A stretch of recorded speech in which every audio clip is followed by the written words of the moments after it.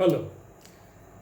In this video, we are going to talk about another important critical theorist by name Theodor Adorno, born 1903 and lived up to 1969. Adorno was a German philosopher who wrote widely in the areas of sociology, social psychology, aesthetics, musicology, and literary criticism. He was a member of the Frankfurt School along with Max Horkheimer, Walter Benjamin, Herbert Marcuse, and later Jürgen Habermas. Adorno rejected the classical interpretation of Marxism as an economic determinist theory.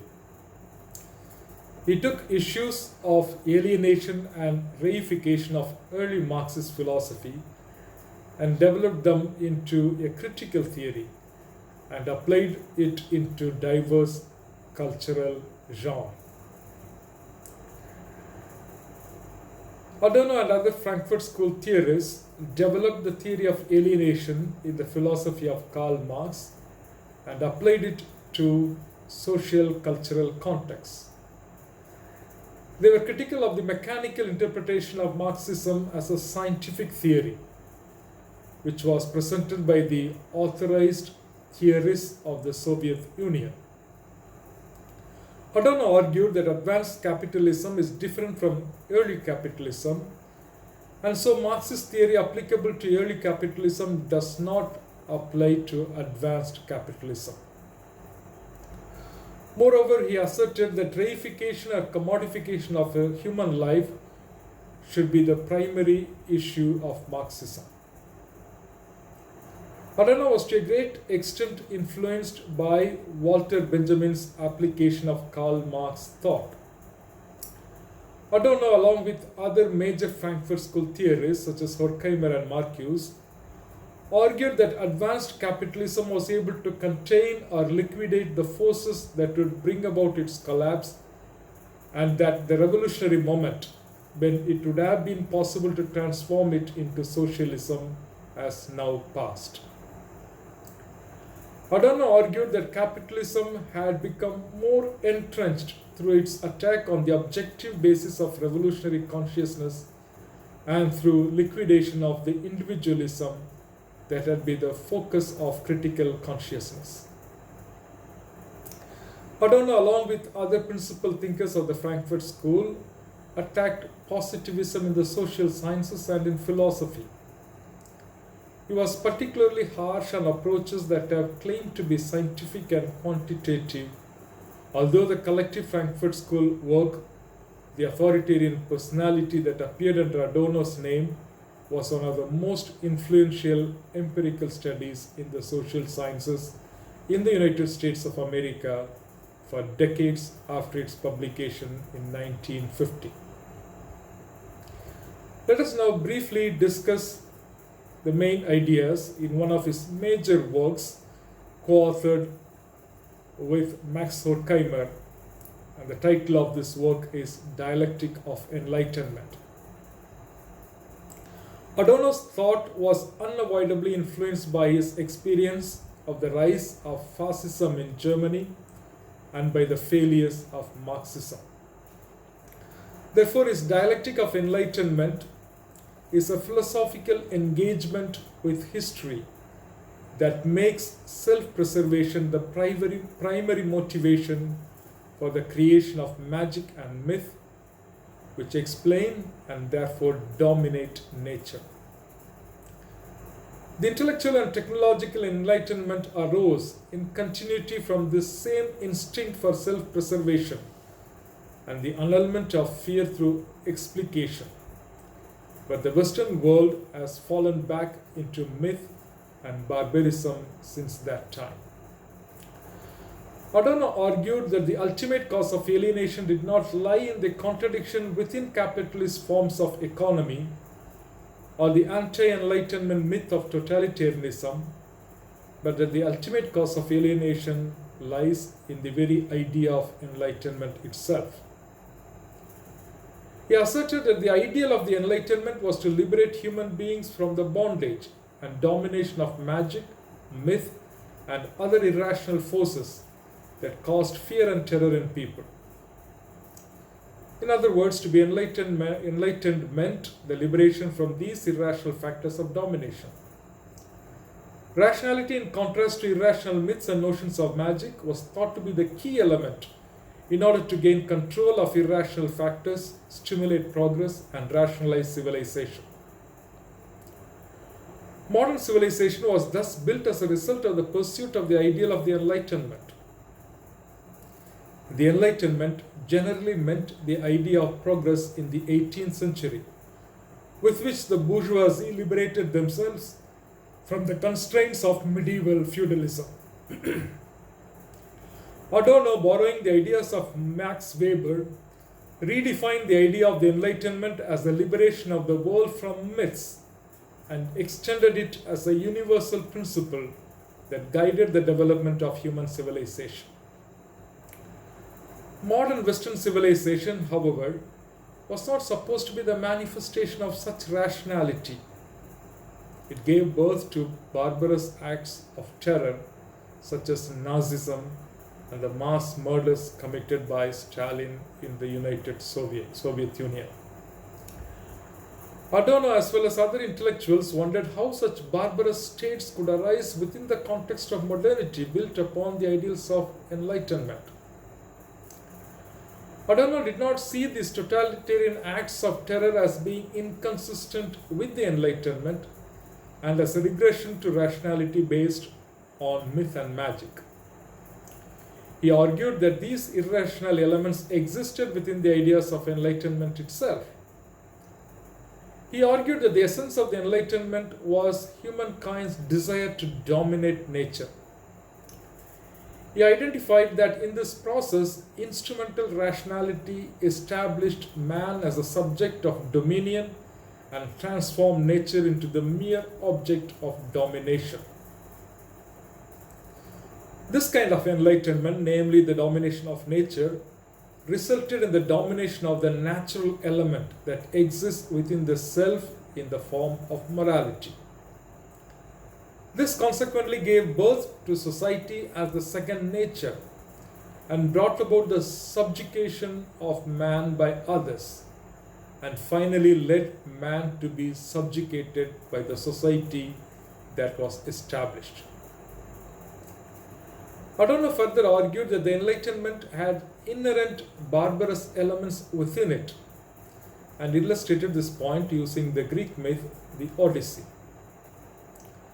For Adorno, the Enlightenment had an element that led to its self-destruction and consequently brought about the madness of Nazism and Stalinism.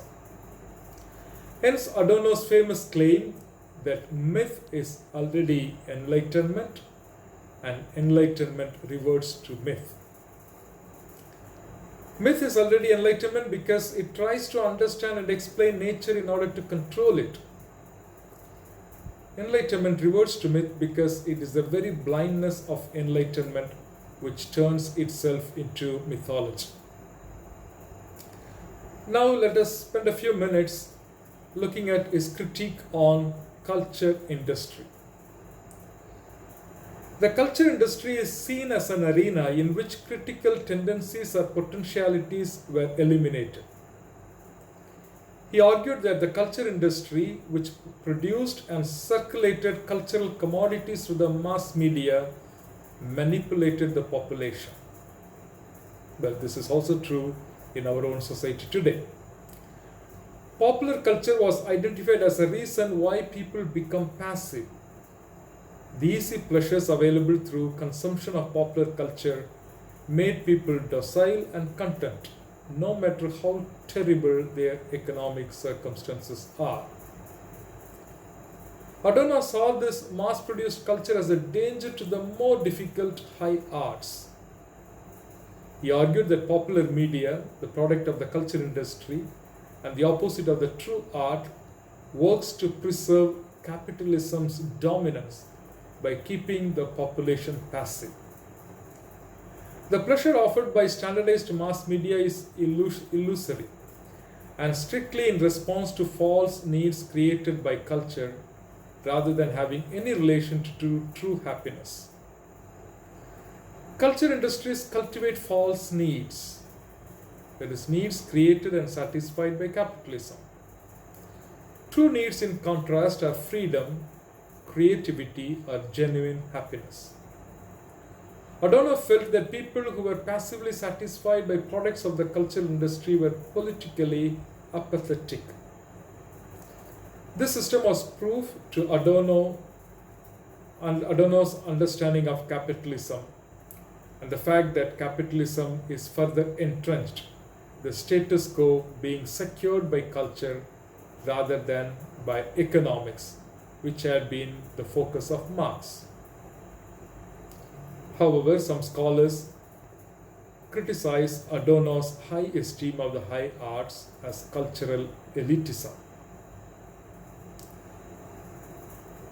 Adorno was attracted to avant-garde art and music by virtue of its ability to resist commercialization and deny the homogenizing effects of the cultural industry. The resistance of reduction to exchange value is necessary to preserve the subjectivity embodied in the art object. To reduce the art object to a product of the culture industry would be to degrade subjectivity to the status of an object.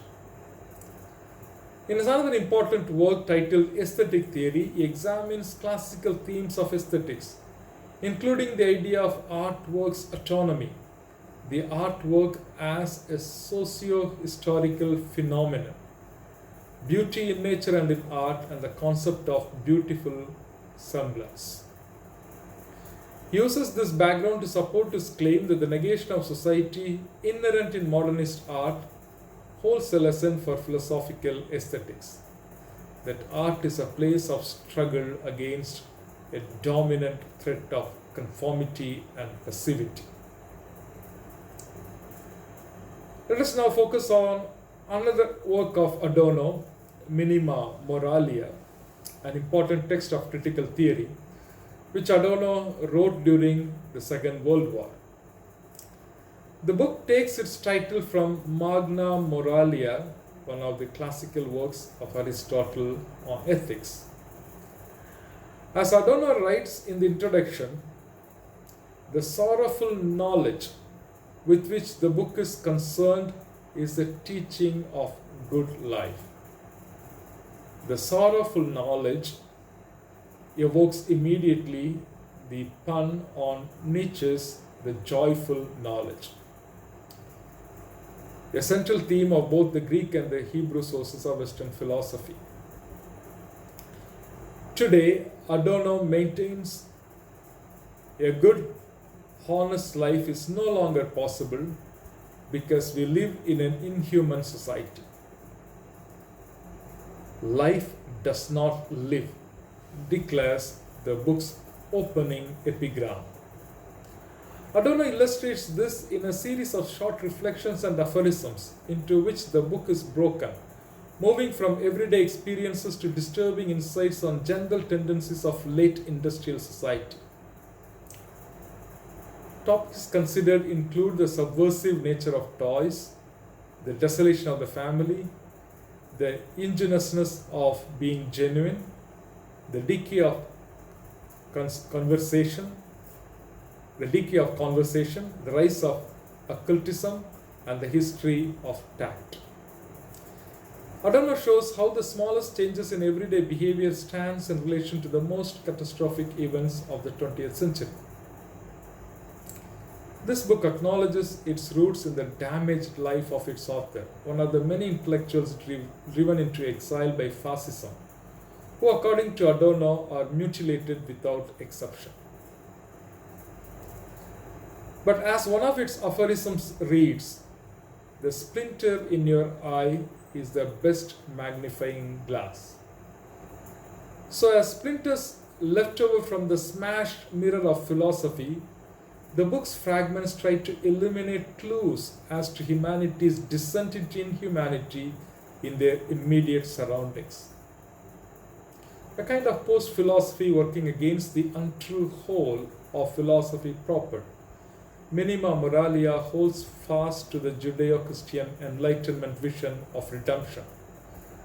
which it calls the only valid viewpoint with which to engage a deeply troubled world.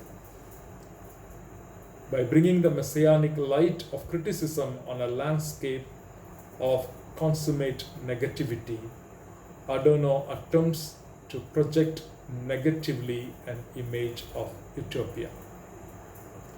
With this, we conclude this lecture on Theodor Adorno. We shall take up some of the important points that he has given for us for our discussion and reflection later. Thank you.